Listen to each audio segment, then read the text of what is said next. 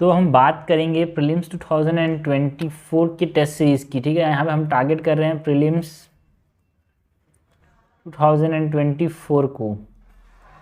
Okay, सो यहाँ पे ये टेस्ट नंबर, यहाँ पे मैं बोलूँ ये टेस्ट नंबर हमारे पास 5 है, जहाँ पे हम मॉडर्न हिस्ट्री को देख रहे हैं। यार मॉडर्न हिस्ट्री के कौन कौन से क्वेश्चंस यहाँ पे आ सकते हैं उसकी बात यहाँ पे हम कर रहे हैं। ठीक है, मॉडर्न हिस्ट्री के कौन कौन से क्वेश्चंस यहाँ पे आ सकते हैं उसकी बात हम कर रहे हैं।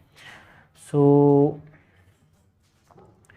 सबसे पहला जो क्वेश्चन है, question number 1, consider the following statement regarding political association before the Indian national Congress. ठीक है, इंडियन नेशनल कांग्रेस में जो पॉलिटिकल एसोसिएशंस हैं उसके बारे में हमको बात करनी है। Political associations before the Indian national Congress.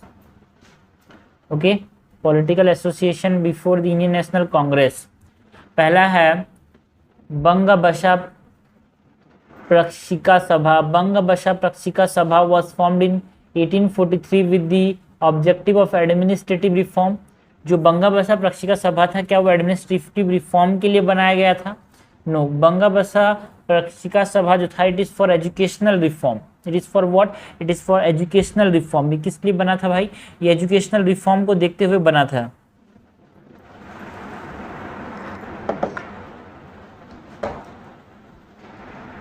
Okay, so it is for linguistic and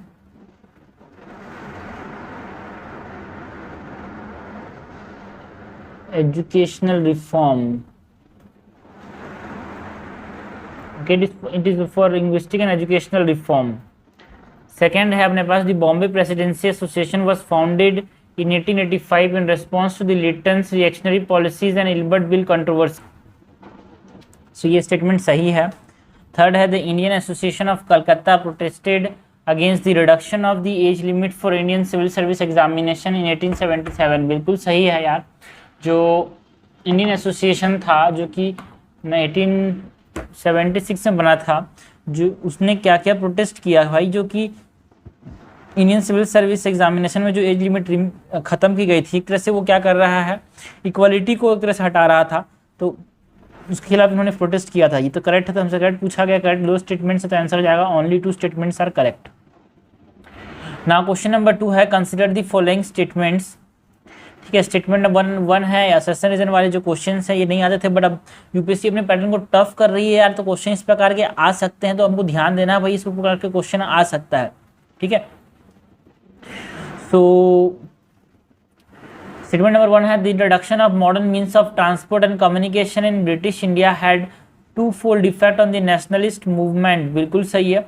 अब देखो स्टेटमेंट 1 और स्टेटमेंट 2 को जब पढ़ोगे तो सही रीजन है, इसका सही एक्सप्लेनेशन है कि नहीं, इसलिए यहाँ पे लगा दिया करो बिकॉज। ठीक है, because it facilitated economic unity by linking the fate of different regions and allowed for exchange of political ideas among the leaders. बिल्कुल सही है यार, दोनों एक दूसरे को सही में, दोनों सही तो हैं और एक दूसरे को सब्सटेंशिएट भी कर रहे हैं। सो यहाँ पे हमसे करेक्ट पूछा है, करेक्ट क्या हो जाएगा? First statement, both statement 1 and 2 are correct and statement 2 is the correct explanation of statement 1। Okay, so now question number 3 है which association founded in 1876। okay, कौन सा एसोसिएशन जो कि 1876 में बना था, aim to promote by every legitimate means the political, intellectual and material advancement of the people। ठीक है, so जो इंडियन एसोसिएशन है ऑफ कलकत्ता है ना, जिसको हमने देखा था रिसेंटली, जिसने प्रोटेस्ट किया था 1877 में कि जो सिविल सर्विस के अंदर जो एज को कम करने की बात की जा रही थी, उसमें ये प्रोटेस्ट किया था, उसके बारे में हमको बात करनी थी। सो ये कौन सा है? इंडियन एसोसिएशन ऑफ कलकत्ता जो है ना, ये बात कर रहा था to promote every legitimate means by political, intellectual and material advancement, जिससे हम क्या करें, एडवांसमेंट हो पाए पीपल्स का। ये बात करता था कौन? जो इंडियन एसोसिएशन ऑफ कलकत्ता है वो। क्वेश्चन नंबर 4 है consider the following statement regarding the objectives of the Indian national Congress during the moderate phase. हमको बात करनी है अबाउट व्हाट, ऑब्जेक्टिव्स की बात करनी है ऑफ इंडियन नेशनल कांग्रेस किस समय, moderate phase. Okay, moderate phase कब माना था? 1885 फाउंडेशन से लेके 1905 तक मॉडरेट फेज माना जाता है। To develop and propagate anti colonial nationalist ideology, क्या इसका ऑब्जेक्टिव था इंडियन नेशनल कांग्रेस का? एक प्रकार से है ना, so it is correct. The Congress leader during this phase emphasized on religious segregation. क्या रिलीजियस सेग्रीगेशन पे ये फोकस करते थे? नो, ये फोकस करते थे on religious unity and not on segregation. Okay, so second is incorrect. Third है to stabilise the headquarter for the movement. हाँ, ये भी इनका एक तरह से यहाँ पे ऑब्जेक्टिव था. तो करेक्ट हमसे पूछा गया, करेक्ट हो जाएगा ओनली टू स्टेटमेंट्स, तो आंसर हो जाएगा बी. क्वेश्चन नंबर 5 है consider the following statement regarding the foundation of Indian national Congress. The safety wall theory suggest that the Indian national Congress, statement number 1 है जो safety wall theory है, it suggest that the Indian national Congress was form to release the growing discontent among Indians. बिल्कुल सही है. And the extremist leader like Lala Lajpat Rai did not believe the idea of safety wall theory. No, Lala Lajpat Rai believe करते थे, not believe बोल रहा, गलत बोल रहा भाई. Lala Lajpat Rai believe in the safety wall theory. ठीक है, तो हमसे करेक्ट पूछा गया है, करेक्ट हो जाएगा. First statement is correct, second is incorrect, answer हो जाएगा यहाँ पे सी. ओके, ना क्वेश्चन नंबर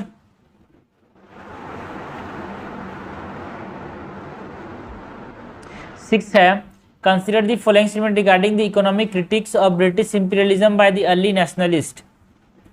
फर्स्ट है the drain theory was put forward to explain British exploitation of India. बिल्कुल सही है. जो इकोनॉमिक जो ड्रेन ऑफ वेल्थ थ्योरी था उसको किसने पब्लिश किया था, किसने प्रेजेंट किया था? दादा भाई नौरोजी ने. That is also called as the great old man of India. He is also called as the great old man of India. तो इन्होंने इसको प्रेजेंट किया था. एंड जो अर्ली नेशनलिस्ट थे they advocated for increase economic subservience to British. No, ये मानते थे कि जो इकोनॉमिक सबसर्वियंस है, मतलब जो इंडिया से जो पैसा जा रहा है ब्रिटेन के अंदर, वो कम होना चाहिए, ये डिक्रीज होना चाहिए. कम करो उसको पैसा, ऐसा बोलते थे. इंक्रीज करो नहीं बात करते थे. करेक्ट हमसे पूछा है, करेक्ट हो जाएगा 1 ओनली, आंसर हो जाएगा ए. क्वेश्चन नंबर 7 है which leader is associated with the slogan no taxation without representation. ऐसा कौन बोलते थे? भाई दादा भाई नौरोजी बोलते थे कि हमारा जब तक रिप्रेजेंटेशन नहीं करोगे हम टैक्सेशन क्यों देंगे, टैक्स नहीं देंगे. क्वेश्चन नंबर 8 है consider the following statement regarding the swadeshi movement. हमको बात करनी है अबाउट स्वदेशी मूवमेंट जो कि 1905 से 1909 तक चला था. The movement was triggered by the partition of Bengal. बिल्कुल सही है. और एक और चीज बता दूं, यहाँ पे स्वदेशी मूवमेंट लॉन्च कब हुआ था, वो भी इंपॉर्टेंट डेट है भाई. ये 7 अगस्त को लॉन्च किया था 1905. और 7 अगस्त को ही क्या हुआ था, जो कि 1940 में यहाँ पे इंडिविजुअल सत्याग्रह स्टार्ट हुआ था.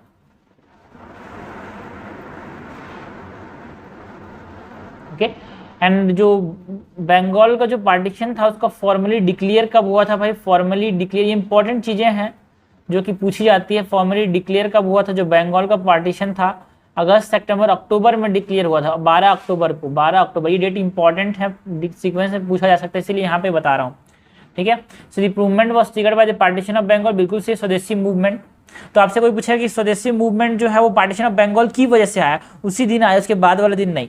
वो पहले ही आ चुका था, उसके बाद फॉर्मली डिक्लेयर किया गया. जनरली जो पार्टीशन वाला बात हो 1903 से ही चालू हो गया था, है ना, बट फॉर्मली जो बताया था वो 1905 के 12 अक्टूबर में बताया गया था. सेकंड है it aimed at propagating the use of Indian goods and boycott of British products. बिल्कुल सही है. एंड ये स्वदेशी मूवमेंट जो था, जो बाइकआउट मूवमेंट था, it is inspired by what? It is inspired bye Chinese. Because Chinese जो थे ना, ये बाइकआउट करना चालू किए थे. उस समय कंटेम्प्रेरी देखने को मिला, उसका बहुत बड़ा इंप्लीकेशन था भाई. Chinese boycotted American goods. तो इसके ऊपर एक तरह से कंटेम्प्रेरी इवेंट जहाँ पे चला था उसके ऊपर ये बेस था. And leaders like Bal Gangadhar Tilak and Chidambaram Pillai played significant role during this period. बिल्कुल सही है. करेक्ट हमसे पूछा है भाई, करेक्ट यहाँ पे तीनों के तीनों स्टेटमेंट्स हैं.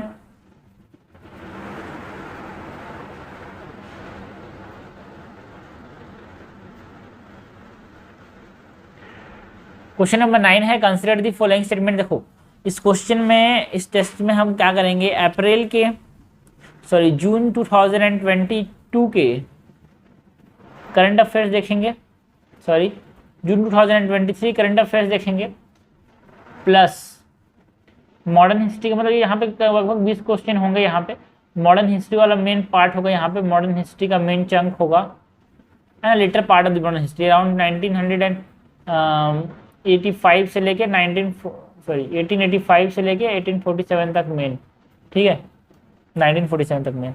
ओके, सो इस वाला पार्ट यहाँ पे हम कवर कर रहे हैं। सो क्वेश्चन नंबर 9 है, consider the following statement regarding the Morley Minto reforms. हमको बात करनी है मॉर्ले मिंटो रिफॉर्म्स की। स्टेटमेंट नंबर 1 है, the Morley Minto reform increase representation of Indians in the legislative council. बिल्कुल से, मॉर्ले मिंटो रिफॉर्म जो कि 1909 में आया था, ये क्या किया, इसने तरह से इंडियन के रिप्रेजेंटेशन को बढ़ाया, ठीक है। सेकेंड स्टेटमेंट बोल रहा है, reform expanded the electorate allowing a larger section of Muslim population to participate in the electoral process। yes, एक प्रकार से इसने क्या किया, कम्युनल इलेक्टोरेट की बात की थी, ठीक है ना, कम्युनल इलेक्टोरेट की बात की गई थी, है ना। कुछ ऐसे प्रोविंस होंगे जहाँ पे सिर्फ और सिर्फ मुस्लिम्स वोट करेंगे फॉर देयर कैंडिडेट, क्या बोलते हैं, इलेक्टोरेट बोलते हैं। तो ये सही है कि इसने जो इलेक्टोरेट था उसको एक्सपांड किया, बट हमसे ये बोल रहा है कि ये स्टेटमेंट सही क्या था, यहाँ बिकॉज लगा रहा हूँ, बोल रहा हूँ।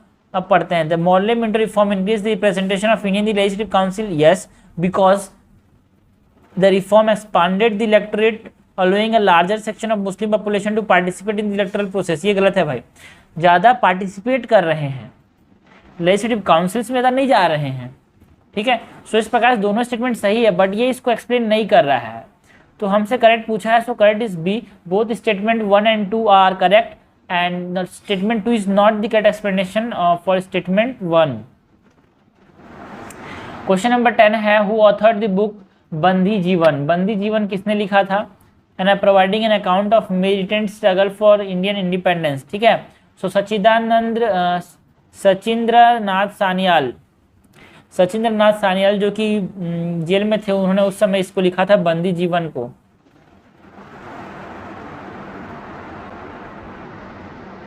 नेक्स्ट क्वेश्चन है, question number 11, consider the following statement regarding the Surat split. हमको बात किसकी करनी है, हमको बात करनी है सूरत स्प्लिट की। The term Swaraj was mentioned for the first time. Swaraj जो था फर्स्ट टाइम कहाँ पे मेंशन किया गया था, कलकत्ता सेशन ऑफ 1906। बिल्कुल सही है। Moderate were inclined to limit the movement to Bengal and supported the participation in council. बिल्कुल सही है।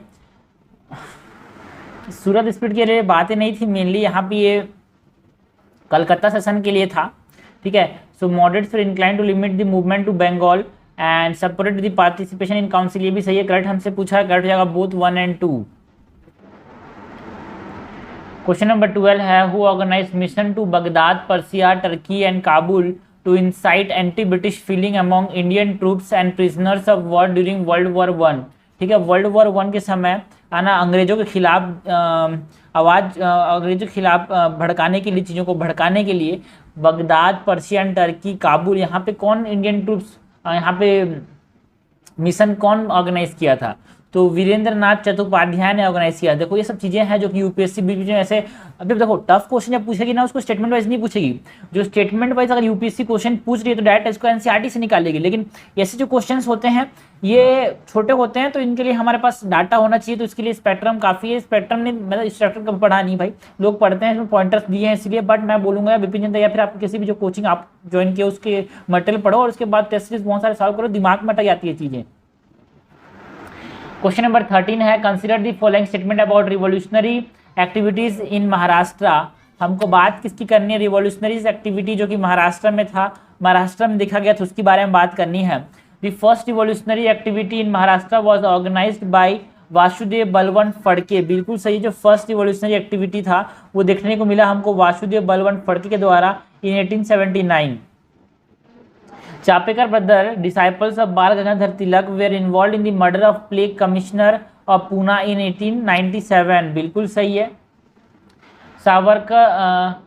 Savarkar Mitra Mela merge with Abhinav Bharat in 1904। बिल्कुल सही, अभिनव भारत के साथ सावरकर मित्र मेला मर्ज हो गया था इन 1904। तो हमसे करेक्ट पूछा गया है, करेक्ट यहाँ पे क्या हो जाएगा, करेक्ट हो जाएगा all the 3 statements are correct. Question number 14 है, consider the following statement about Indian revolutionaries in Europe. Okay, Indian revolutionaries की बात करनी है इन यूरोप, जो कि 1917 से लेकर 1919 तक देखने को मिला। The Berlin committee for Indian independence was established by leaders like Virendra Nath Chattopadhyay, Lala Hardayal. बिल्कुल सही है। बर्लिन कमेटी को किसने ऑर्गेनाइज किया था? वीरेंद्र नाथ चट्टोपाध्याय एंड लाला हरदयाल। ये वही वीरेंद्र नाथ जो हमने पीछे बात की थी यहाँ पे, ये जिन्होंने मिशन भेजा था to Baghdad, Persia, Turkey, Kabul, वही वीरेंद्र नाथ चट्टोपाध्याय थे ये। तो ऐसे पढ़ा जाता है, क्वेश्चन को आपस में लिंक किया जाता है। तो ये सही है। सेकंड है Raja Mahendra Pratap Singh and Raja Mahendra Pratap Singh Barkatullah Ubaidullah Sindhi went to Kabul to organise provincial Indian government. बिल्कुल सही थे, ये काबुल गए थे। क्यों? To organise a provincial Indian government. Correct. देखो तो ये यही मॉडर्न हिस्ट्री है भाई। आपको बोलेगा आप यूपीएससी में ऐसा क्वेश्चन आया, आप अबाउट सिलेबस क्वेश्चन है भाई, वो उससे फर्क नहीं पड़ने वाला। प्रीलिम्स का कटअप आपको क्लियर करना है तो आपको ये सब क्वेश्चन बनाने पड़ेंगे। सो करेक्ट हमसे पूछा गया, करेक्ट हो जाएगा बोथ 1 एंड 2। करेक्ट क्या हो जाएगा? Both 1 and 2। आंसर हो जाएगा यहाँ पे सी। क्वेश्चन नंबर 15 है consider the following statement regarding revolutionaries activity. हमको रिवॉल्यूशनरी एक्टिविटी की बात करनी है जो कि 1907 से 1970 तक चले थे। स्टेटमेंट नंबर 1 है The revolutionary activities in Bengal during the first phase involve individual heroic actions such as assassination and dacoities. Yes, जो रिवॉल्यूशनरी एक्टिविटीज देखने को मिले हमको शुरुआती दौर पे, वो इंडिविजुअल एक्टिविटीज थे, है ना। किसी को मार दिया, कहीं चोरी कर लेना। So first statement is correct. Second statement है the revolutionary leader believed in striking terror to inspire people and remove the fear of authority. बिल्कुल सही है। जो शुरुआत के जो रिवॉल्यूशनरी लीडर्स थे, वो जो डर था अंग्रेजों का लोगों के ऊपर, उसको हटाने की कोशिश करते थे, उसको हटाने की बात करते थे। And they follow a model of Russian nihilist and Irish nationalist, जो कि इन्होंने अपनाया था, पहले डर हटाओ फिर लड़ाई करो। So second statement is also correct. ठीक है, तो दोनों आपस में करेक्ट तो हैं। अब यहाँ पे बिकॉज लगा के देखते हैं। The revolutionary activity in Bengal during the first phase involved individual heroic action such as assassination and dacoities because the revolutionary leader believed in striking terror to inspire people and remove the fear of authority following the model of Russian nihilist and Irish nationalist. इस तरह से दोनों को क्या कर रहा है, जो सब स्टेटमेंट नंबर 2 है ना, वो स्टेटमेंट नंबर 1 को क्या कर रहा है, इस तरह से हमारे पास सब्सटेंशिएट कर रहा है। जो सब्सटेंशिएट करेगा, so statement 1 is correct, statement 2 is correct and statement 2 is the correct explanation for statement 1।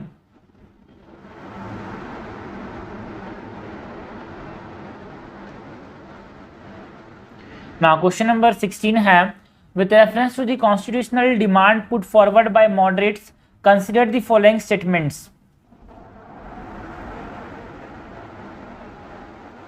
Okay, so जो कॉन्स्टिट्यूशनल डिमांड था किसका, मॉडरेट्स का, उसके बाद हमको बताना है the demanded the expansion and reform of the legislative assembly. तो जो मॉडरेट्स थे क्या वो डिमांड करते थे what, the expansion and reform of the legislative assembly. बिल्कुल सही है। They put forward their demand in the favour of right to vote for the masses. हाँ, जो ये मॉडरेट्स थे वो बोलते थे कि हाँ भाई राइट टू वोट मिलना चाहिए मासेस को, तो ये भी सही है। थर्ड है they claimed for Swaraj which mean to them complete independence, है ना। जो मॉडरेट्स थे वो मानते थे स्वराज का मतलब क्या है, कंप्लीट इंडिपेंडेंस एंड ऑटोनॉमी, है ना, and not just self government within the British empire.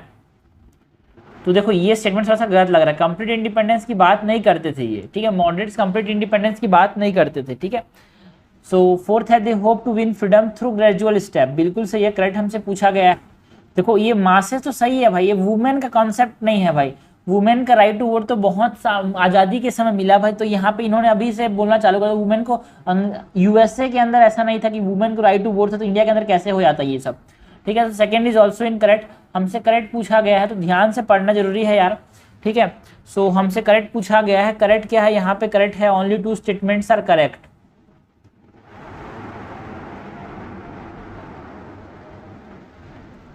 Question number 17 है in the wake of the partition of Bengal in 1905 Bengal saw some new movement such as boycott, swadeshi, national education. out of them the boycott was inspired by most probably which among the following contemporary event। मैंने बताया था शुरुआती जो हम लोग स्वदेशी movement वाला question था, boycott is inspired by the boycott of American goods by Chinese। इससे ये इंस्पायर्ड था जो स्वदेशी मूवमेंट में जो बाइकॉट की बात हम कर रहे थे ना, it is inspired by this movement, okay. Question number 18 है the royal commission on decentralisation. Decentralisation का मतलब तो पता होगा भाई, है ना। डिसेंट्रलाइजेशन का मतलब लोकल लेवल पे हमारे पास क्या करना है, डेमोक्रेसी को लाना है। तो लोकल बॉडीज की बात करनी है, पंचायत की बात करनी है। So the royal commission on decentralisation, थोड़ा सा नाम से भी समझ आता है ना। It is associated with what, it is associated with the effective functioning of local bodies. Question number 19 है which of the following is not the reason. हमसे क्वेश्चन ने बोला है not the reason for the rise of militant nationalism in the post modern phase of Indian movement. ठीक है, तो militant nationalism का rise का कौन सा कारण नहीं है। Growth of confidence and self respect among masses, बिल्कुल सही है, इसी तो वो लड़ने चालू कर दिए। International influence on Indian leaders, बिल्कुल सही है, जो रशियन रिवॉल्यूशन का जो इफेक्ट पड़ा, और भी बहुत सारे जो मार्क्सिस्ट थ्योरी थे, बहुत सारे और भी चीजें थी, उसका जो इफेक्ट पड़ा। रिमार्केबल अचीवमेंट्स ऑफ मॉडरेट्स ना, उनका अचीवमेंट्स उतने ज़्यादा हो नहीं पाए थे, तो ये बोले कि यार हमको अब लड़ने की जरूरत है, आपके ये बातचीत से काम नहीं होने वाला। Okay, so it is not the reason for the rise of the militant nationalism.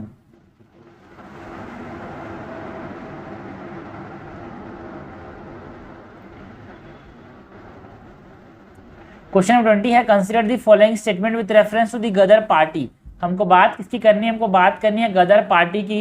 During the Indian freedom struggle it was founded in the United States of America by migrated Indian. Ghadar party को United States of India America में Indians ने founded किया था San Francisco के अंदर। It was originally known as the Pacific coast Hindustan association, बिल्कुल सही। Suppose कि यहाँ पे अमेरिका हो गया, तो इस करके यहाँ पे सैन फ्रांसिस्को है, यहाँ पे पैसिफिक ओशन है, इसलिए इसको Pacific coast Indian Hindustan association बोलते थे। एंड बाबा जवाल सिंह संकोटक सिंह वेयर की मेंबर्स ऑफ द पार्टी, बिल्कुल सही है। And the party was a multi ethnic party in nature, बिल्कुल सही है, करेक्ट हमसे पूछा गया है, करेक्ट हो जाएगा ऑल 4।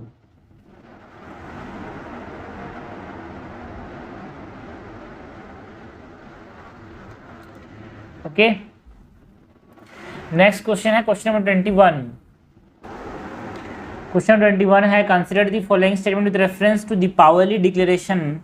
हमको बात करनी है दीपावली डिक्लेरेशन की made during the British rule in India. It was made by lord Chelmsford. No, दीपावली डिक्लेरेशन जो था ये 1929 में डिक्लेयर हुआ था। इट इज यहाँ पे जो वॉइस रॉय थे वो इरविन थे, तो ये इरविन के समय यहाँ पे डिक्लेयर किया गया था। It declared the intention of British government to facilitate India in attaining dominion status, बिल्कुल सही है। And the signatory to the declaration include Motilal Nehru and Mahatma Gandhi. No no no no, इन दोनों इसके सिग्नेटरी नहीं थे भाई। सो करेक्ट हमसे पूछा है, only one statement is correct, so the answer is A. Question number 22 है consider the following statement in with reference to the first world war and Mahatma Gandhi. First world war and Mahatma Gandhi के बारे में बात करना है। स्टेटमेंट नंबर 1 है the first world war had significant repercussions on the Indian political landscape, ultimately leading to the emergence of Mahatma Gandhi as a leader of the Indian nationalist movement.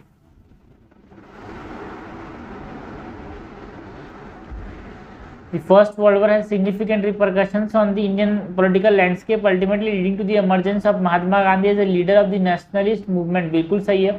Second है during the World War I, Mahatma Gandhi supported the British with the belief that it would earn India the status of self-governing dominion. ये भी सही है। क्या ये दोनों को explain कर रहा है? क्या फर्स्ट स्टेटमेंट को सेकंड स्टेटमेंट सही एक्सप्लेन कर रहा है? बिकॉज आगे देखते हैं।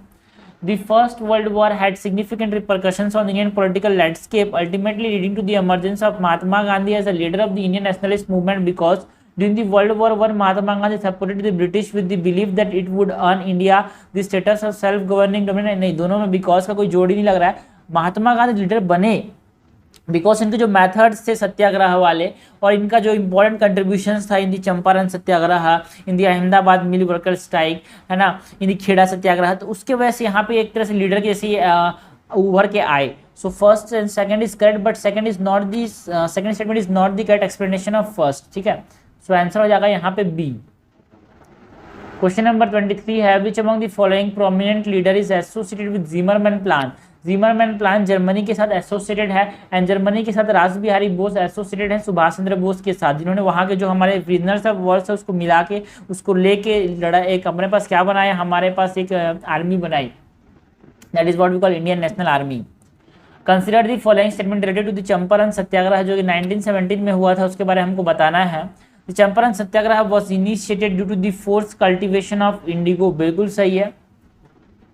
The Neel statute Satyagraha was directly link to Champaran movement, no. जो नील स्टेट्यूट सत्याग्रह था ये है ना, ये जो नील थे मतलब एक प्रकार से ये इलाहाबाद के अंदर एक नील थे, उनके साथ एसोसिएटेड है यार ये, ठीक है। एक नील नामक आदमी थे, जैसे हमारे पास जनरल बोल सकते हैं, उनके साथ ये एसोसिएटेड है। Charles Freer Andrew was actively involve in the Champaran Satyagraha, बिल्कुल सही है। The Champaran Satyagraha led to the establishment of the Sabarmati Ashram, नहीं। जो साबरमती आश्रम है वो बना था आफ्टर द खोचरब, जो इसके पहले ना खोचरब आश्रम में गांधी जी रहते थे, बट वो उसको छोड़ना पड़ गया बिकॉज ऑफ द प्लेग, है ना, तो उसकी वजह से आया था। यहाँ पे चंपारण की वजह से नहीं आया था। This is correct, this is incorrect, this is correct. हमसे करेक्ट पूछा है, करेक्ट हो जाएगा 2 स्टेटमेंट्स, यहाँ पे 2 स्टेटमेंट्स यहाँ पे करेक्ट हैं, तो आंसर हो जाएगा यहाँ पे बी। क्वेश्चन नंबर 25 है, with reference to non cooperative movement और non cooperation movement consider the following statement. Non cooperation 1920s के आसपास, CDM 1930s के आसपास, ये कंफ्यूजन नहीं होना चाहिए। It was launch, non cooperation movement जो था it was launch in 1 August 1920, बिल्कुल सही है। And it was marked by lack of labour unrest, no, it is marked by massive labour unrest in place like Assam and Bengal. वहाँ पे जो plantation में काम करते थे उनके अंदर बहुत ज़्यादा विद्रोह की भावना थी, बहुत सारे लोग इकट्ठा हुए थे, कम लोग नहीं, बहुत ज़्यादा लोग। सो दिस इज लैक बोल रहा है, तो लैक नहीं था भाई, ज़्यादा था, तो lack is incorrect. Second statement is incorrect. It was badly shaken by the Chauri Chaura incident in 1922, after which Gandhi decided to continue. No, it stopped. Gandhi ji ने इसको रोक दिया, ठीक है। करेक्ट हमसे पूछा गया, करेक्ट हो जाएगा only 1 statement, that is first number का स्टेटमेंट। क्वेश्चन नंबर 26 है, which of the following session of the Congress proposed that no constitution imposed by an outside authority and no constitution which curtails the sovereignty of the people would be accepted। ऐसा कौन से session में कहा गया था भाई? ऐसा 49 सेशन था लखनऊ के अंदर जो हुआ था उसमें कहा गया था, और ये कब हुआ था? लखनऊ के अंदर 1936 में हुआ था, ठीक है। जिसको हेड कौन कर रहे थे? जवाहरलाल नेहरू। उन्होंने बोला कि नहीं, ऐसा कोई सा भी कॉन्स्टिट्यूशन जो कि किसी बाहर के आदमी के अंदर, बाहर के आदमी के द्वारा बनाया जाएगा और हमारे ऊपर थोपा जाएगा, उसको हम बिल्कुल यहाँ पे हम लोग एक्सेप्ट नहीं करेंगे। क्वेश्चन नंबर 27 है, consider the following statement in reference to the Montagu Chelmsford reform. देखो, मॉन्टेगू चेम्सफोर्ड रिफॉर्म 1919 के आसपास आया था, एंड मॉर्ले मिंटो रिफॉर्म जो था, मॉर्ले मिंटो जो था वो 1909 के आसपास था। छोटी छोटी चीजें हैं यार जो कि कंफ्यूजन क्रिएट करती हैं। अगर आप छोटी चीजों को, बेसिक चीजों को आप समझ जाओगे ना, तो बड़ी चीजें तो आसानी से हो जाती है ना, उसमें यार दिमाग नहीं लगाना। छोटी चीजों में कंफ्यूजन होता है, कंफ्यूजन से ही याद रखना, प्रीलिम्स जो रुकता है वो कंफ्यूजन से ही रुकता है। क्लिस्टर के जैसे कॉन्सेप्ट रहते हैं उसके कट ऑफ से ज़्यादा ही मार्क्स आते हैं भाई, कुछ क्वेश्चन सही होते हैं ना जो कि आसान होते हैं वो, ठीक है। सो स्टेटमेंट नंबर 1 है, the Montagu Chelmsford reform led to the introduction of dyarchy in the provincial government in India. बिल्कुल सही है। जो 1919 का जो गवर्नमेंट ऑफ इंडिया एक्ट, इसको क्या बोल सकते हैं? मॉन्टेगू चेम्सफोर्ड रिफॉर्म बोलते हैं। वो डायरकी लाता है एट द प्रोविंस, पहला पॉइंट। और जो गवर्नमेंट ऑफ इंडिया एक्ट 1935 का है, ये लाता है dyarchy eight the centre. And ये क्या करता है? ये एबॉलिश करता है प्रोविंशियल डायरकी को और प्रोविंशियल डायरकी को। तो इसमें से कोई स्टेटमेंट आ सकता है, ठीक है। सो मतलब जो मॉर्ले मिंटो रिफॉर्म था वो सॉरी मॉर्ले चेम्सफोर्ड रिफॉर्म था, तरह से वो डिसेंट्रलाइजेशन ला रहा है, प्रोविंशियल ऑटोनॉमी दे रहा है ना यार। जो लोग जो स्टेट का गवर्नमेंट है उनको प्रोविंशियल ऑटोनॉमी दे रहे हैं in the matters of what, in the matters of education, in the matters of health, in the matters of agriculture, ठीक है। So first is correct. Second है, diarchy mean that certain areas of the government like education and health were controlled by the Indian ministers while other like finance and law and order remain under British control. बिल्कुल सही है ये भी। अब because लगा देखते हैं यार, the Montagu change for reform led to the introduction of dyarchy in the provincial government in India, बिल्कुल सही है, because the dyarchy means that certain areas of the government like education and health were controlled by the Indian ministers while other like finance and law remain under the British control, बिल्कुल सही है। और देखो इस तरह के जो question है यहाँ पे समझ में आए सही क्या है गलत क्या है, तो आप सोचा करो डायरकी दोनों में है ना शब्द, तो दोनों ए ही होगा, करेक्ट एक्सप्लेनेशन ही होगा।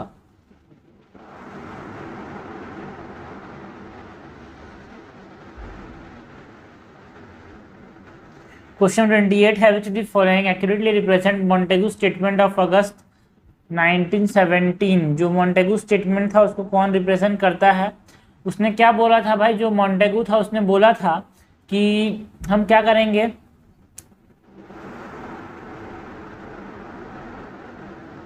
फर्स्ट तो it declare freeing of prisoners incarcerated during the swadeshi movement, it announced the creation of new legislative assembly for Madras, it promise the gradual development of self governing institution in India. हाँ, इन्होंने बोला कि भाई हम self governing institution के development करेंगे धीरे धीरे, है ना। किसने, मॉन्टेगू जो आदमी था उसने, जो कि एक तरह से गवर्नर जनरल था, ठीक है, 1917 में बोला था। क्वेश्चन नंबर 29 है, देखो गवर्नमेंट ऑफ इंडिया एक्ट बहुत इंपॉर्टेंट है, खास करके तो 2019 का, सॉरी 1919 का, 1935 का। Consider the following statement with reference to Montagu change for reform during the Indian freedom struggle. They extended the franchise, allowing greater number of Indians to vote. बिल्कुल सही है। Montagu change for reform were implemented after Jallianwala Bagh मैसाकर, बिल्कुल सही है। देखो ये 1919 में आया था एंड जलियांवाला बाग मैसाकर के बाद आया था, है ना। अप्रैल में जलियांवाला बाग मैसाकर हुआ था एंड ये आया था उसके बाद। The reform led to the establishment of Central Legislative Assembly, बिल्कुल सही है। And Montagu Chelmsford reform asked for a review after 10 years, बिल्कुल सही है। और ये कब आया था मॉन्टेगू चेम्स फॉर रिफॉर्म, ये चीज़ को समझना भाई। यहाँ पे एक चीज़ लिखा हुआ है इम्प्लीमेंटेड, इसको देखो 1918 में ही इसको बोल दिया गया था कि ऐसे रिफॉर्म्स आएंगे, बट इसको इम्प्लीमेंट किया गया था 1919 के मतलब जलियांवाला बाग मैसाकर के बाद, ठीक है। सो यहाँ पे हमसे करेक्ट पूछा है यार, करेक्ट क्या हो जाएगा, all the statements are correct, so all 4 is correct. Question number 30 है with reference to Ahmedabad mill strike 1918 जो हुआ था, consider the following statement.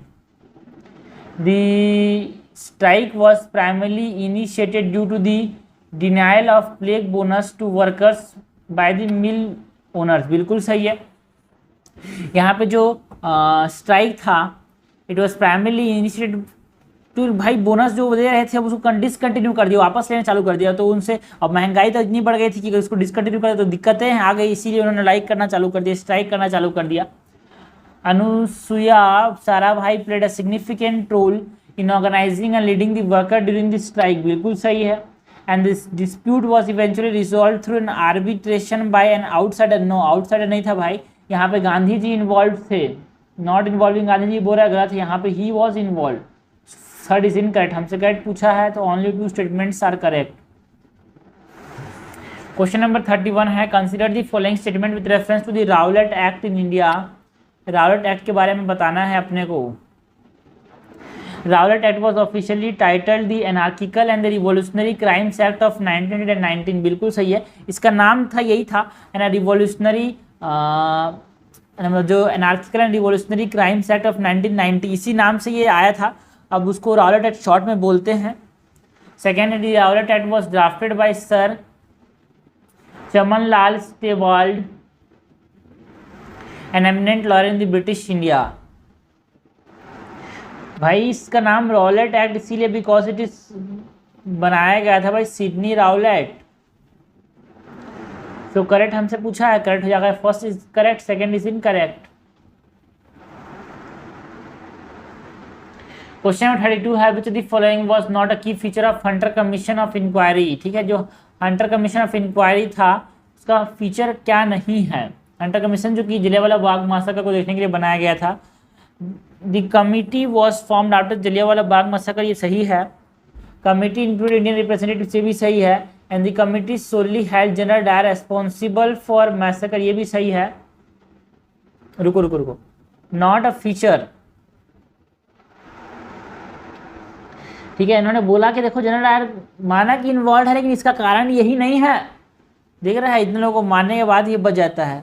Around उस समय डाटा है 398 लोग का रिकॉर्डेड डाटा कि इतने लोग मरे थे, और इसको सोली रिस्पॉन्सिबल नहीं किया जा रहा है। This is not correct about the Hunter commission inquiry. During the freedom struggle Aruna Asaf Ali was a major women organizer of underground activity in the Quit India movement. Question 34 है, which of the following statements are correct? Mahatma Gandhi moved the Quit India resolution on August 8, 1942. देखो मैं बोला था ना, quit India जो था वो अगस्त 7 में, याद रखना 7 जो है वो 1905 का ये पार्टीशन वाला है, और 8 कर देने से क्विट इंडिया मूवमेंट 1942 वाला है। This is correct. वो इंडिविजुअल सत्याग्रह बोला होगा, इंडिविजुअल सत्याग्रह नहीं है, अगस्त 8 वाला, अगस्त 8 वाला क्विट इंडिया मूवमेंट है, अक्टूबर में हुआ था इंडिविजुअल सत्याग्रह। सेकेंड है, during the quit India movement Satish Samanta helped in stabilising a rebel that is national government in Tamluk sub division of Medinipur. ये भी बिल्कुल सही है, सतीश सामंता इन्वॉल्व थे इसके अंदर, है ना। सो हमसे करेक्ट पूछा गया है, करेक्ट हो जाएगा both 1 and 2 is correct, answer हो जाएगा यहाँ पे सी। क्वेश्चन नंबर 35 है, with respect to the working class movement in India arrange the following events chronologically from earliest to latest. Earliest to latest की बात करनी है, ठीक है। So establishment of the all India trade union congress, जो all India trade union congress था ये कब बना था भाई? 1920 के अंदर। Enactment of the trade dispute act as a part of the British coordinative strategy, तो जो ट्रेड डिस्प्यूट एक्ट था वो 1929 के अंदर आया था। कम्युनिस्ट पार्टी ऑफ इंडिया 1925 में बना था।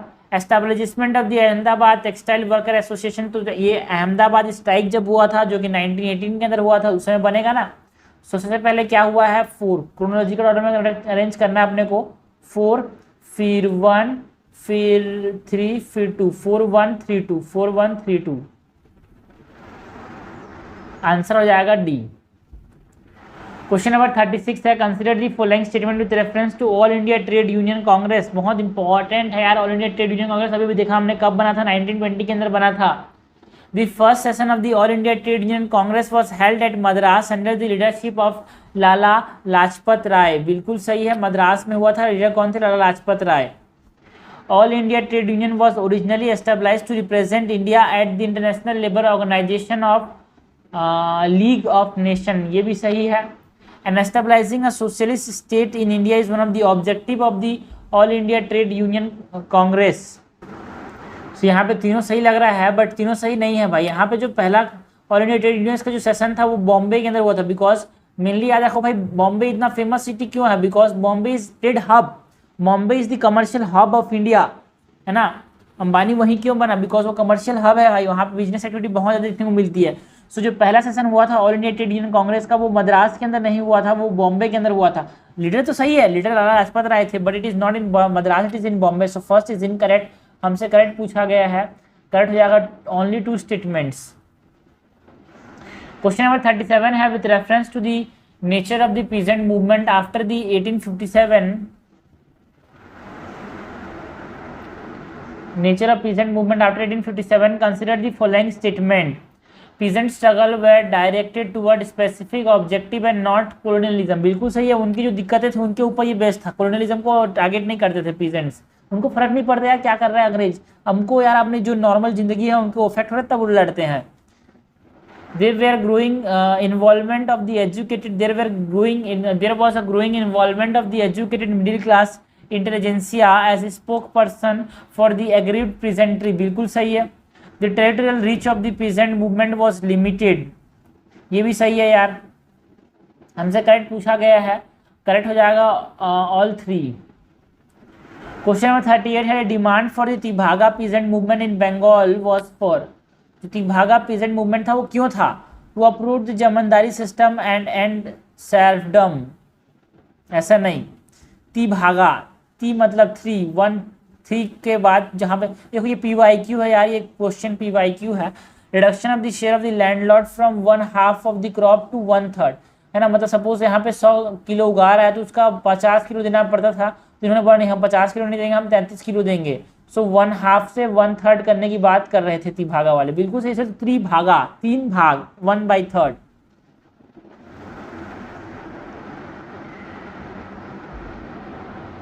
क्वेश्चन 39 है, in the context of the early attempts at the labour reform during the late 19th century consider the following statements. Satsi Pada Banerjee set up Working Man Club in 1870 and brought out a monthly journal called Bharat श्रमजीवी, बिल्कुल सही है। शशि पदा बनर्जी ने इसको establish किया था working man club को। In Bombay Narayan NM Lokhande brought out Anglo Marathi weekly called Deenbandhu, बिल्कुल सही है, बहुत इंपॉर्टेंट है भाई। दीनबंधु किसने लिखा था? NM लोखंडे ने, बॉम्बे के अंदर। NGS आगरकर फॉर्म दी बॉम्बे मिल, नो, बॉम्बे के अंदर, बॉम्बे में बहुत इंपॉर्टेंट पर्सन थे भाई 1970s में एंड 1980s 1970s में। NM लोखंडे ने बनाया था क्या? NM लोखंडे ने बनाया था Bombay mill and mill hand association, not by GS Agarkar. ठीक है, तो करेक्ट हमसे पूछा गया है, करेक्ट हो जाएगा ओनली 2। क्वेश्चन नंबर 40 है, consider the following statement with reference to first factory act of 1881। First factory act के बारे में बताना है। The act tried to limit the working hour for children and also fix a minimum age limit for employment in the factory, बिल्कुल सही है। Working hour children के लिए कम किया गया और एक इस एज से ऊपर काम नहीं करेंगे ऐसा बताया गया। ठीक है, and the act got wide spread support from early nationalist specially moderates, नहीं, जो 1881 का भी और 1891 का दोनों का जो फैक्ट्रीज एक्ट था उसका कोई सपोर्ट देखने को नहीं मिला भाई नेशनलिस्ट के द्वारा। सो ये बोल रहा है कि सपोर्ट मिला था, बोल रहा है वो गलत बोल रहा है। करेक्ट हमसे पूछा है, कट जाएगा 1 on the. Okay, question number 41 है, in 1873 an agrarian league was formed at Pabna district of Bengal. Pabna revolt से क्वेश्चन है ये। एग्रेरियन लीग बना था, क्यों बना था भाई? जमींदार के ऊपर मेनली यहाँ पे ये था, ठीक है ना। रेसिस्ट द डिमांड ऑफ जमींदार फॉर एनहांस रेंट।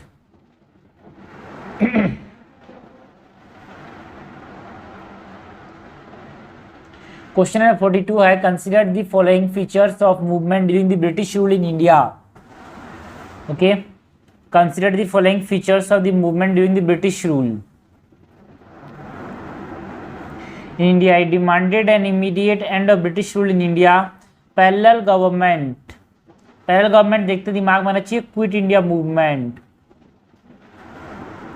ठीक है, आंसर हो जाएगा, ये कब आया था? 8 अगस्त 1942। क्वेश्चन नंबर 43 है, इंडिविजुअल सत्याग्रह वो 1940 में हुआ था। इंडिविजुअल सत्याग्रह 1940 में अक्टूबर। डेट इंपॉर्टेंट है बिकॉज क्रोनोलॉजी पूछा जा सकता है। Individual satyagraha was taken up by a few selected individuals after the August offer, अगस्त के बाद October, with the main demand of freedom of speech against the war. With reference to Indian freedom struggle consider the following events. ठीक है, so chronological order में arrange करना है। Tripuri crisis 1939, Tripuri session, Wavell plan 1945, Mountbatten plan 1947 and royal Indian navy mutiny 1946। ठीक है, सो सबसे पहले 1 होगा, 1 के बाद 2 होगा, 2 के बाद 4, 4 के बाद 3, 1 2 4 3, आंसर हो जाएगा 3। क्वेश्चन नंबर 45 है, consider the following statements. Peasants were forced to enter into fraudulent contracts. में थोड़ा तेज चलूं क्या? 30 मिनट हमको खत्म करना है। ठीक है, consider the following statement. Peasants were forced to enter into fraudulent contracts. The price paid for the indigo was far below the market price. The peasant were forced to grow indigo on the most fertile land. How many the following statements are the reasons for the indigo revolt of 1859 in India. Fraudulent contract matter किया जाता था, बिल्कुल सही है, market price से कम मिलता था जो पीजेंट्स हैं उनको, एंड मोस्ट फर्टाइल सब करने के लिए बोला जाता था। सो तीनों सही है, तो आंसर हो जाएगा ऑल 3। क्वेश्चन नंबर 46 है, who among the following was associated with एका मूवमेंट। ठीक है, सो मदरी पारसी, एका मूवमेंट के साथ कौन एसोसिएटेड थे? मदरी पारसी वाज एसोसिएटेड विद एका movement. which of the with reference to the Santhal rebellion consider the following statement. It was a tribal rebellion against violation of their forest rights, बिल्कुल सही है. And it was under the leadership of Chittur Singh. No, यहाँ पे हमारे पास भगवान चित्तूर सिंह इसके rebellion इसके यहाँ पे नहीं थे. यहाँ पे भगवान नाम के दो दोस्त भाई थे, मतलब इसके जो लीडर थे वो थे सिद्धू एंड कानू. इंपॉर्टेंट है भाई, Sidhu and Kanu were the leaders of Santhal rebellion. ये भगवान मानते थे इनको, ठीक है. And zamindars were not attacked by the Santhal during the revolt. No, they were also attacked. Okay, घोड़े और हाथियों से. करेक्ट हमसे पूछा गया है, करेक्ट हो जाएगा ओनली वन, आंसर हो जाएगा ए. क्वेश्चन नंबर 48 है which of the following peasant movement adopted the central slogan नीच कमरे धान दोलो. ठीक है, कौन सा पीजेंट मूवमेंट था?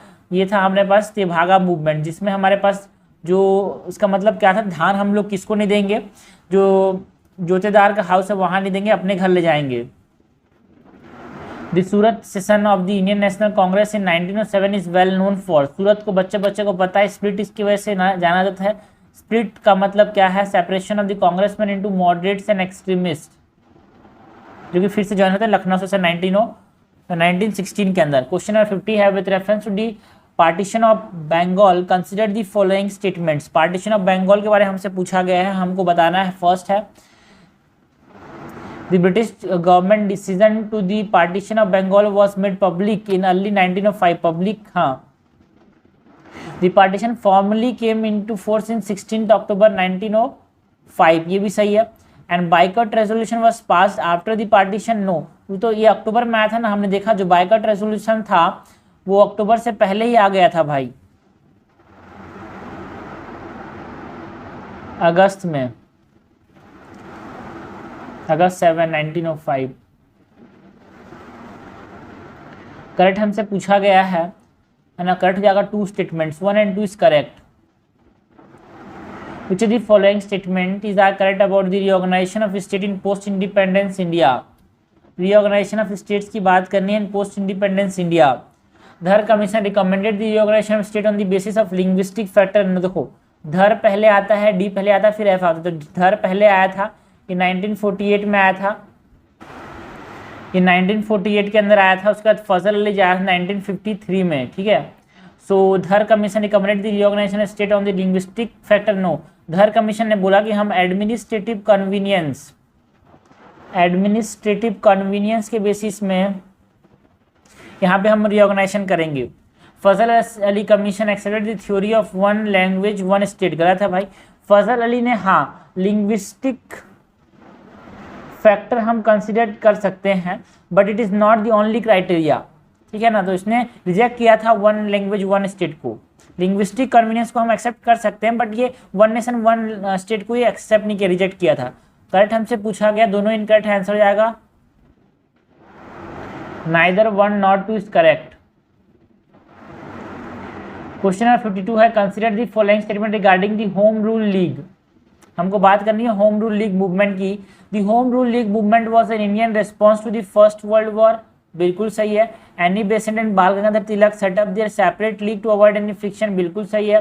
The Tilak league was restricted to Maharashtra excluding Bombay, Karnataka, central province and Berar. बिल्कुल सही है. नॉट करेक्ट पूछा है भाई, यहाँ पे तीनों करेक्ट है, तो नॉट करेक्ट क्या है यहाँ पे? None is not correct. तो हमेशा याद रखना क्या पूछा गया है. क्वेश्चन नंबर 53 है consider the following statement with reference to Hindustan socialist republican association. HSRA के बारे में बताना है. During the Indian freedom struggle HSRA was established in 1917. No, it is established in 1928. Ram Prasad Bismil and Ashfaqulla Khan was among the founding member. बिल्कुल सही है. It aimed to overthrow British rule through mass revolution. ये भी सही है. HSRA was responsible for Kakori train robbery. No, Kakori train robbery HSRA के formation से पहले हुआ था यार. करेक्ट हमसे पूछा है, तो 2 स्टेटमेंट्स यहाँ पे करेक्ट हैं. क्वेश्चन नंबर 54 है consider the following statement with reference to revolutionary activities in 1920s. Jatin Das died of his hunger strike while protesting against jail condition. बिल्कुल सही है. भगत सिंह के साथ जो मिलके. And Chandrasekhar Azad was involved in unsuccessful attempt to assassinate Viceroy Irwin in December 1929. बिल्कुल सही है. Chandrashekhar Azad was captured alive. No, इन्होंने अपने आप को गोली मार ली थी. अंग्रेजों के हाथ में मरना नहीं चाहते थे. अंग्रेजों के हाथ गिरफ्तार भी नहीं होना चाहते थे। करेक्ट हमसे पूछा गया, करेक्ट हो जाएगा 2 स्टेटमेंट्स, तो आंसर हो जाएगा बी। क्वेश्चन नंबर 55 है, consider the following statement with reference to Saunders murders in Lahore.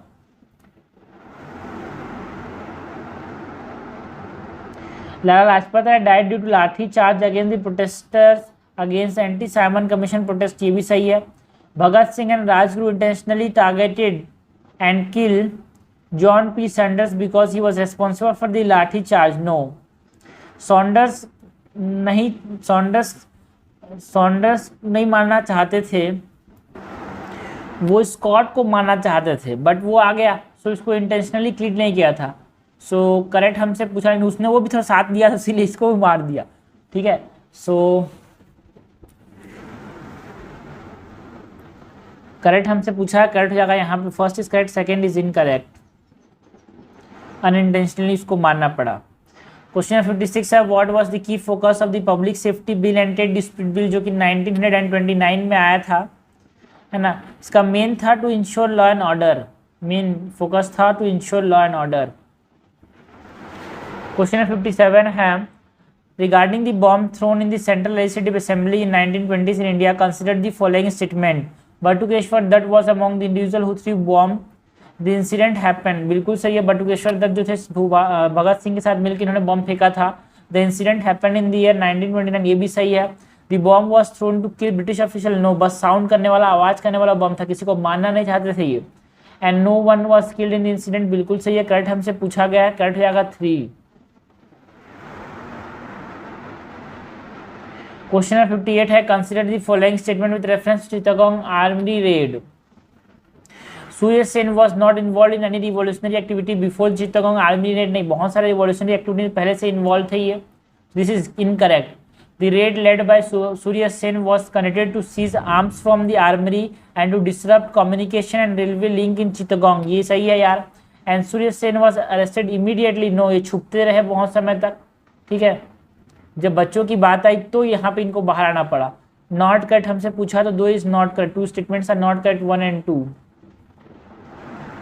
Question number 59 है, consider the following statement with reference to Naujawan Bharat Sabha established in 1929। Naujawan Bharat Sabha was established by Bhagat Singh to foster revolutionary idea among the youth, बिल्कुल सही है। The primary aim of the Sabha was to support the non cooperation movement initiated by Gandhi, तो भाई ये revolutionary activity के लिए था, है ना। सो करेक्ट हमसे पूछा गया, करेक्ट हो जाएगा 1 ओनली, अगर फर्स्ट करेक्ट है, सेकंड इनकरेक्ट है, आंसर हो जाएगा सी। क्वेश्चन नंबर 60 है, who among the following freedom fighter road the philosophy of the bomb, इन्होंने भगवती चरण वोरा ने लिखा था, गांधी जी ने लिखा था ना, the guilt of the bomb, the cult of the bomb, उसके खिलाफ लिखा था भाई the philosophy of the bomb. Question number 61 है, with reference to Swarajist and no changers consider the following statement. The Swarajist wanted to boycott the legislative council whereas the no changer advocated entering the council to obstruct the British, है ना। Swarajist बोले तो pro changers, pro changer मतलब जो non cooperation movement को रोक दिया गया, तो अब चेंज करके यहाँ पे ये काउंसिल के अंदर घुसना चाहते थे, चेंज को राजी थे ये, बट जो नो चेंजर्स थे वो नहीं, हम चेंज नहीं होंगे, हम नॉन कॉपरेशन मूवमेंट को कंटिन्यू करेंगे करने की बात करते थे। सो फर्स्ट स्टेटमेंट क्या बोल रहा है, Swarajist wanted to boycott the legislative council election, no, ये एंटर करना चाहते थे, not boycott, so first is incorrect. The Swarajist were led by Motilal Nehru and CR Das, बिल्कुल सही। स्वराजिस्ट के अंदर जो कि चेंज हो गए, जो नॉन कॉपरेशन मूवमेंट है भाई हो गया बस, अब हम क्या करेंगे, काउंसिल के अंदर एंटर होंगे, इसकी बात कौन करते थे, Motilal Nehru, they were Swarajist. And no changers were in favour of continuing non cooperation movement and constructive work, बिल्कुल सही है। करेक्ट हमसे पूछा है तो 2 स्टेटमेंट्स यहाँ पे करेक्ट हैं यार। क्वेश्चन नंबर 62 है, consider the following statement with reference to the rise of socialism and communism within the Indian national movement. The idea of Marx and socialist thinkers significantly influenced the rise of left wing within the Indian National Congress, बिल्कुल सही है। The Communist Party of India was established in 1920. No, it is established in 1925, and it is now after the first. It is after the second Congress of country. So correct हमसे पूछा है, correct हो जाएगा 1, second is incorrect, answer हो जाएगा यहाँ पे C. Question number 63 है, what was the primary focus of Muddiman committee. Muddiman committee जो था, it was focused on administrative reform, that is also known as the report of the reform of inquiry committee. ये administrative reform पे focus करता था मेडीमैन। Consider the following statement with reference to Nehru report of 1928. The Nehru report was drafted under the chairmanship of Motilal Nehru. बिल्कुल सही है। All the members of the committee unanimously agreed on the complete independence. No. Maximum लोग जो थे वो dominant status पे focus करते थे और कुछ लोग कंप्लीट इंडिपेंडेंस के ऊपर मानते थे। सो first is in, second is incorrect. पर तेज है भाई बिकॉज अपने पास टाइम कम है। सो आंसर हो जाएगा सी। क्वेश्चन नंबर 65 है, consider the following statement with reference to Gandhi ji 11 demand made during the salt satyagraha. The demand was presented after Lahore session, Lahore Congress session in 1930. बिल्कुल सही है। One of the demand was to reduce expenditure on the civil services. बिल्कुल सही है।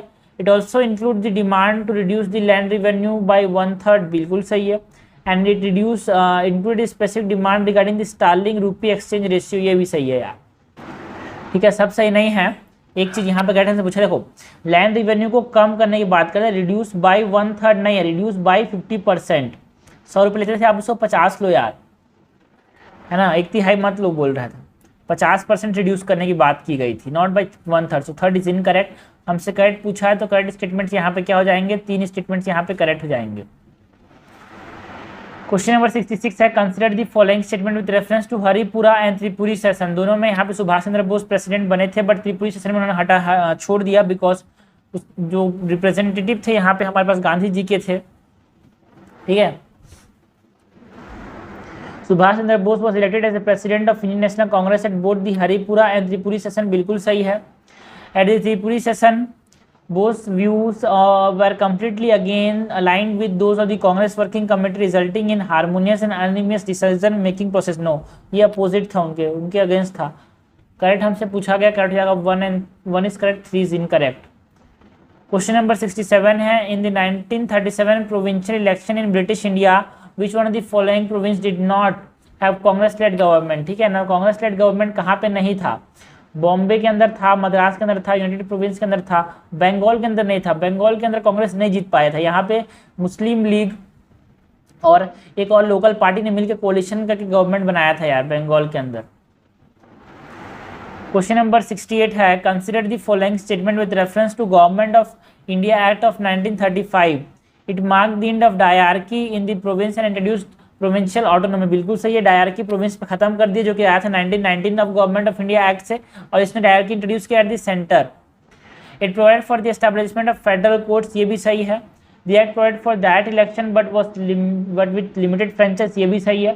The reserve bank of India was established as the result of the provision of this act. No, इसके खिलाफ इसके provision के खिलाफ नहीं, इसके प्रोविजन के हिसाब से नहीं आया था, इससे पहले ही हमारे पास प्रोविजन आ गए थे, बट इस समय आया था ये, है ना। सो करेक्ट यहाँ पे 3 स्टेटमेंट्स हैं।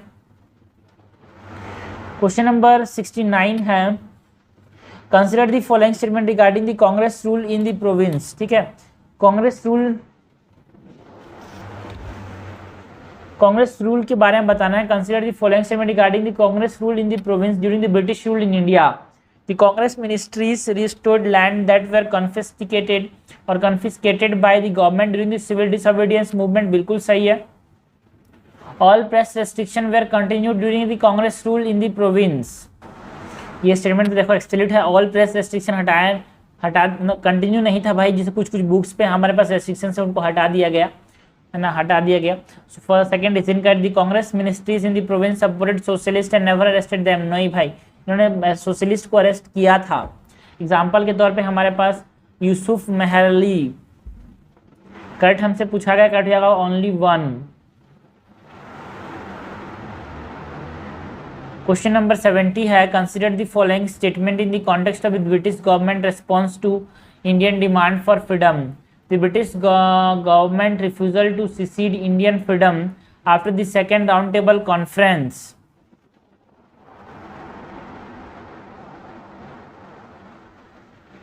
बिल्कुल सही है।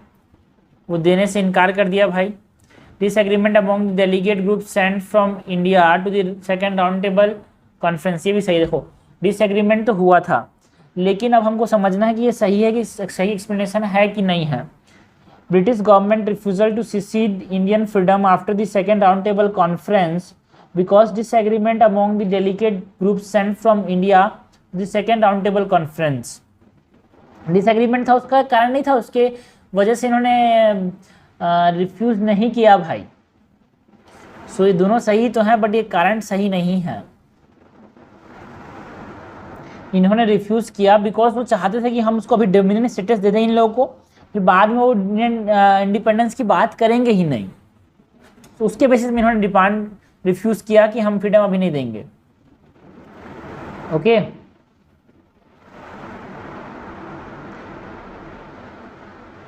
क्वेश्चन नंबर 71 है, during this civil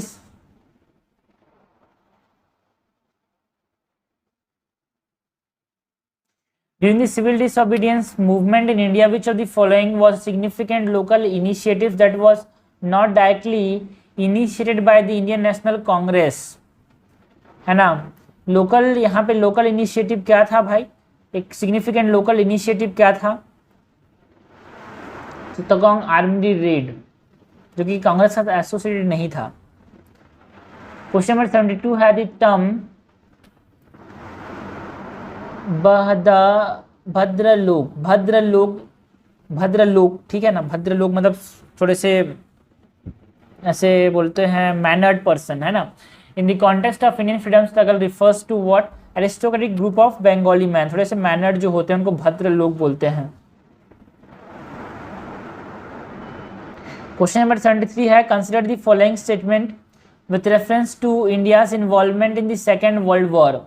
The British government of India unilaterally declared India's support for the war without consulting Indian leaders, बिल्कुल सही है।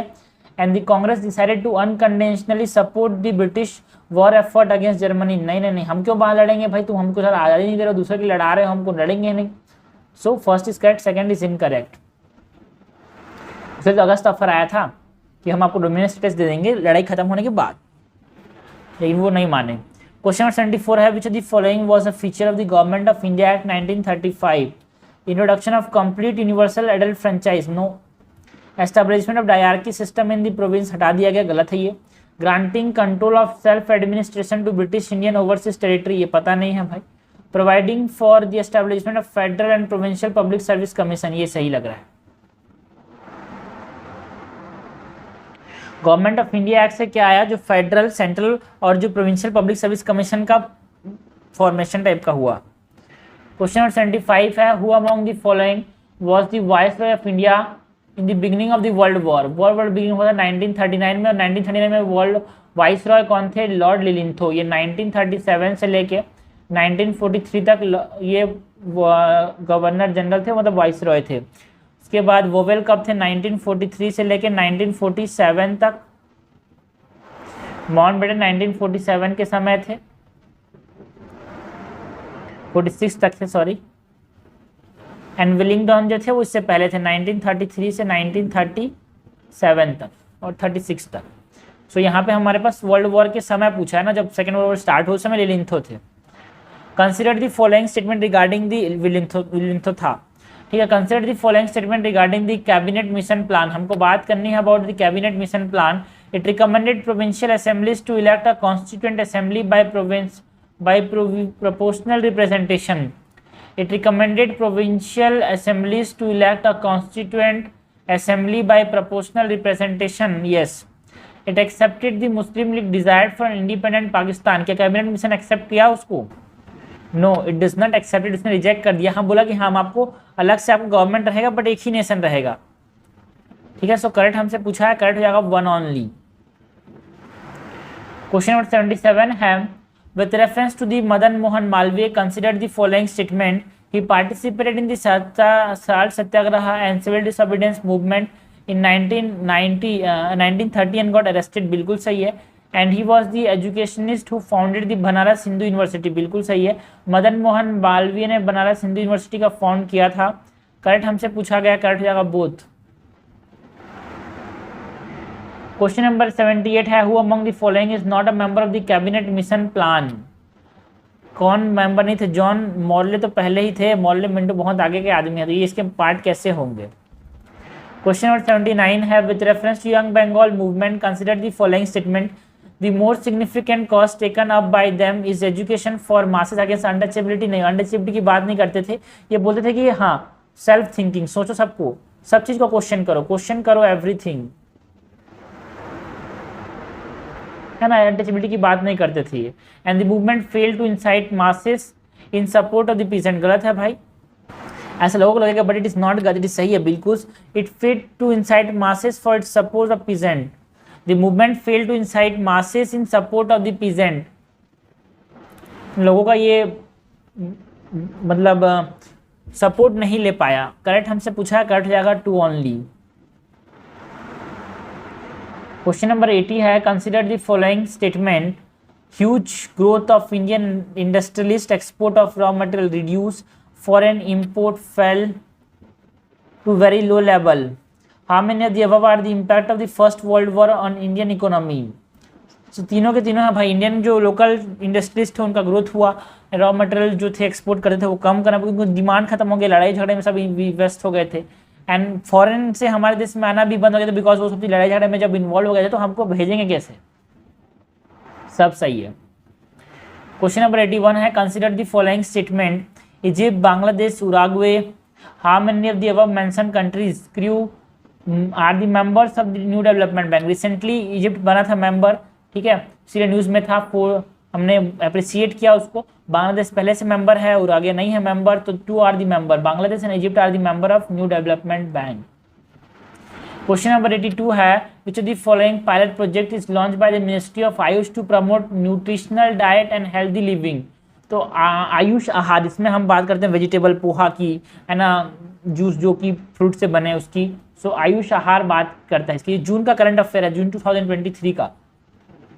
क्वेश्चन नंबर 83 है, with reference to lignite consider the following statement, it is a soft brown combustible sedimentary rock form from naturally compressed peat. बिल्कुल सही है। It is used almost exclusively as a fuel for steam electric power generation.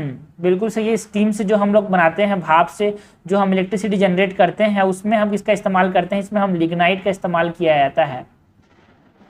And the combustion of lignite produce more heat than other rank of coal. सबसे ज़्यादा कहाँ पे? Anthracite से यहाँ पे कैलोरीफिक वैल्यू होती है, नॉट ऑफ लिग्नाइट, ठीक है। तो करेक्ट हमसे पूछा है, तो only 2 are correct. Question number 84 है, with reference to the prime minister's national relief fund consider the following statement, है ना, it does not receive budgetary support. बिल्कुल सही, गलत है भाई। And PMRF is audited by controller general of India. No, एक independent body, independent person इसको क्या करता है? ऑडिट करता है, जो कि गवर्नमेंट से बाहर का हो। And donation of PMNRF is eligible for 100% reduction from taxable income. बिल्कुल सही है, करेक्ट हमसे पूछा है, करेक्ट हो जाएगा 1 ओनली। क्वेश्चन नंबर 85 है, primary objective of GAGAN is to establish certifiable satellite based augmentation system for safety of life application. बिल्कुल सही है। GAGAN is interoperable with international satellite based augmentation system of the world. ये भी सही है, करेक्ट हमसे पूछा गया। थोड़ा तेज चल रहा हूँ यार, both 1 and 2। With reference to navigation with Indian constellation consider the following statement, NavIC has 3 satellite in geostationary orbit. Yes, बिल्कुल सही है। 3 सैटेलाइट यहाँ पे होंगे, 3 सैटेलाइट यहाँ पे होंगे, एंड 1 2 3 4 ये जियो स्टेशनरी में यहाँ पे हमारे पास 3 होंगे, है ना। एंड नाविक cover entire India about 5500 square kilometre beyond its border. मतलब बहुत दूर हो जाएगा भाई, चाइना को कवर कर लेगा, ऐसा तो नहीं होता, है ना। And NavIC signal are not interoperable with global positioning system. ये गलत है भाई, because it is interoperable with global positioning system. So correct हमसे पूछा गया है, करेक्ट हो जाएगा ओनली 1। क्वेश्चन नंबर 87 है, कवच technology recently in news in application of. ये ट्रेन कोलिजन को बचाता है। ये न्यूज में से था बिकॉज जो बालासोर में जो ट्रेन एक्सीडेंट हुआ था, कवच काम नहीं कर पाया, ट्रेन एक्सीडेंट को रोक नहीं पाया, इसीलिए बहुत ज़्यादा ट्विटर में इसके खिलाफ, इसके जो टेक्नोलॉजी है इसके खिलाफ आवाज़ उठी थी। क्वेश्चन नंबर 88 है, with reference to the central bank digital currency CBDC की बात करनी है। Consider the following statement, it is possible to make payment in digital currency without using US dollar और स्विफ्ट। बिल्कुल सही है। जब हम सेंट्रल बैंक डिजिटल करेंसी का इस्तेमाल करेंगे तो जो स्विफ्ट है, जो स्विफ्ट टेक्नोलॉजी है, जो कि इंटर करेंसी एक्सचेंज की बात करता है, या फिर US डॉलर की इस्तेमाल के बिना भी हम क्या कर पाएंगे, पेमेंट्स कर पाएंगे।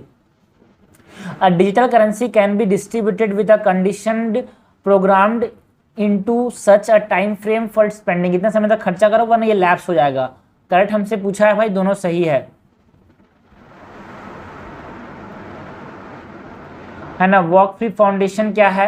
एक international human right organization that work toward ending modern slavery in all its form,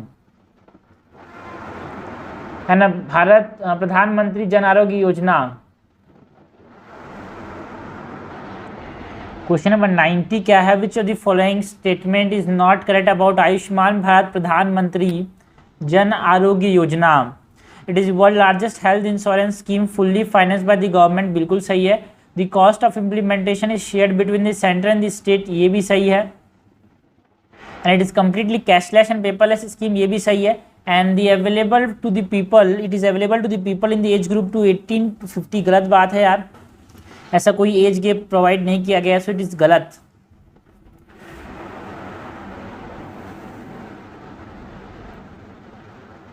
question number 91 है, consider the following statement, the headquarter of international civil aviation organization is located in Rome. No, international civil aviation organization जो है वो European union का एक association है और इसका headquarter है मॉन्ट्रियल। मॉन्ट्रियल कहाँ पे है? कनाडा के अंदर।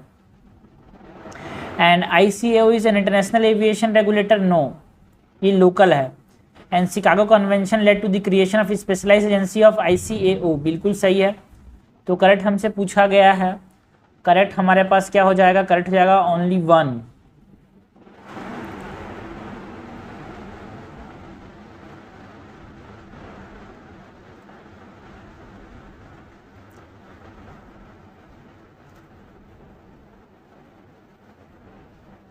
क्वेश्चन नंबर 92 है, with reference to India's agriculture sector consider the following statement.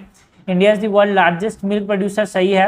India is the world largest wheat producer. गलत है भाई, China is the world largest wheat producer. India is the world largest producer of pulses. Yes, importer भी है सबसे ज़्यादा largest. Pulses हम produce भी करते हैं बट अभी इंपोर्ट भी करते हैं। सो करेक्ट हमसे पूछा है, करेक्ट हो जाएगा 1 and 3। 93 है, the term clean energy and climate partnership often appear in the news in the context of India and European union. आपस में कोलेट करके हमने बातचीत करके बताया है, हमको बात करनी है about clean energy and climate partnership की। With reference to the central pollution control board consider the following statement, it has been created by an executive order. No, ये एक स्टैट्यूटरी बॉडी है भाई, स्टैट्यूटरी बॉडी है and इसको create किया गया था by the water prevention and control of water pollution act. ये कब आया था? ये 1974 में आया था। And it promote cleanliness of stream and well and aim to improve the quality of air in the country. बिल्कुल सही है। And it provide technical service to the ministry of environment and forest of the provisions of the environment protection act. Correct हमसे पूछा गया है, correct हो जाएगा only. Question number 95 है, consider the following statement, national startup award aim to recognise and reward outstanding startup that have demonstrated exceptional capabilities and have build innovative, scalable and impactful business solution. बिल्कुल सही है। A cash prize of 50 lakh will be awarded to a winning startup in each of the category by the Department for Promotion. Okay, Department for Promotion of Industry and Internal Trade under the Ministry of Commerce. Not 50 lakh, 10 lakh देता है भाई, इतना पैसा नहीं है सरकार के पास 50 लाख दे जाए। And for National Startup Award, each startup is allowed to apply for only one category. No, it is maximum 2 category में वो क्या कर सकते हैं? अप्लाई कर सकते हैं। So this is incorrect. हमसे करेक्ट पूछा है, करेक्ट हो जाएगा ओनली 1 स्टेटमेंट। क्वेश्चन नंबर 96 है, विथ रेफरेंस टू प्रधानमंत्री जन विकास कार्यक्रम consider the following statement, it is a centrally sponsored scheme, बिल्कुल सही है, सेंटर एंड स्टेट आपस में मिलकर इसको फंड करते हैं, and which comes under ministry of minority affairs, ये भी सही है। It aim to improve socio economic condition of minority and provide basic communities to them for improving the quality of life of the people, ये भी सही है। Third है skill development and women centric projects are among the priority sector under the PMJVK, बिल्कुल सही है, Pradhan Mantri Jan Vikas Karyakram. Land cost and land acquisition cost for infrastructure what are covered under this programme, no, इसमें land acquisition को cover नहीं किया था, correct हमसे पूछा है, यहाँ पे 3 स्टेटमेंट्स करेक्ट हैं। Consider the following statement regarding plastic pollution, it can help transport invasive alien species thereby threatening marine diversity and food web, बिल्कुल सही है। it can interfere with the feeding and reproduction of marine organism, बिल्कुल सही है। it can increase carbon dioxide and methane emission, ये भी सही है, करेक्ट हमसे पूछा गया भाई, करेक्ट हो जाएगा all the 3। consider the following pairs है ना, how many of the above are correctly matched, ठीक है।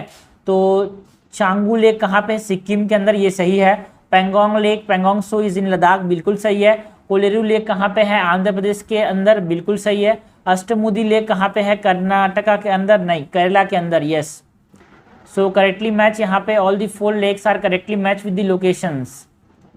नाउ क्वेश्चन नंबर 99 है, how many of the above countries are the part of Indo Pacific economic framework for prosperity, IPEF का part कौन कौन से हैं, ऑस्ट्रेलिया है, इंडिया है, मलेशिया है, वियतनाम है, तो all the 4 are the part of Indo Pacific economic framework for prosperity. Last question है, क्वेश्चन नंबर 100 है, consider the following statement, first statement is solvent extraction association of India, solvent extraction association of India function as an export promotion body, बिल्कुल सही है। It is an what, it is an export promotion body for the promotion of export of groundnut and castor, ये क्या करता है, ये export करता है किसका, ग्राउंड नट का, मूंगफली के तेल का, और कैस्टर ऑयल को क्या करता है, ये एक्सपोर्ट करता है, कौन, solvent extraction association of India, ठीक है। So first is correct. Second है Indian vegetable oil producer association, Indian vegetable oil producer association is a apex body of vegetable oil producer, बिल्कुल सही है, करेक्ट हमसे पूछा है भाई, करेक्ट जाएगा बोथ 1 and 2। देखो ऐसी चीजें हैं जो कि यूपीएससी बार बार पूछता रहता है, और ये प्रीवियस ईयर क्वेश्चन के ट्रेंड में है, जो चीजें न्यूज में रहती है उसको डायरेक्टली ऐसे नहीं देता है, और उसको पता होगा तभी करेगा, नहीं तो छोड़ के आएगा आदमी। सो ये हो गया 100 क्वेश्चन है ना, लास्ट क्वेश्चन हो गया। नाउ फिनिश करते हैं टेस्ट।